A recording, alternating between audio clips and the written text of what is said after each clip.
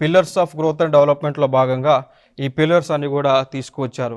అందులో ఒకటి చూసుకుంటే సస్టైనింగ్ ఎకనామిక్ గ్రోత్ అనమాట. Sustaining economic growth pillars of growth and డెవలప్మెంట్లో భాగంగా పిల్లర్స్ చూసుకుంటే సస్టైనింగ్ ఎకనామిక్ గ్రోత్. సో ఆర్థిక పరమైనటువంటి అభివృద్ధి ఏదైతే ఉందో అన్ని విధాలుగా అభివృద్ధి చెందటం, ఫ్యూచర్ జనరేషన్స్ని దృష్టిలో పెట్టుకొని అభివృద్ధి అనేటువంటిది సాధించాలి అనేటువంటి ఒక ఎజెండాని అయితే పెట్టుకున్నారు.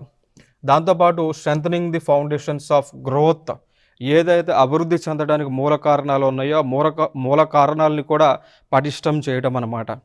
ఫర్ ఎగ్జాంపుల్ గ్రోత్ అవడానికి మనకి ఫౌండేషన్స్ ఏవంటే, ఒక ఫౌండేషన్ మనం చూసుకుంటే ఒక వ్యక్తి అభివృద్ధి అవ్వాలి అంటే తనకి అక్షరాస్యత అనేటువంటిది ఉండాలి.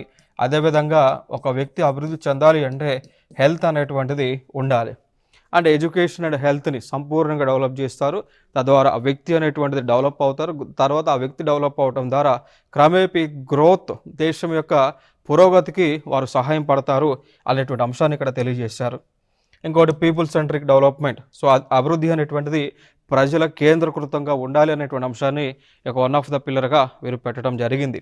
దాంతోపాటు ట్రస్ట్ బేస్డ్ గవర్నెన్స్ అంటే పరిపాలన. సో ప్రజా పరిపాలన అటువంటిది ప్రజలు నమ్మే విధంగా, ప్రజలకు అనుకూలంగా పరిపాలన సాగించాలనేటువంటి ఒక పిల్లర్గా పెట్టుకున్నారు. దానితో పాటు is of doing business and is of living. So is of doing business అంటే ప్రతి ఒక్కరు కూడా ఎవరైతే పారిశ్రామికులుగా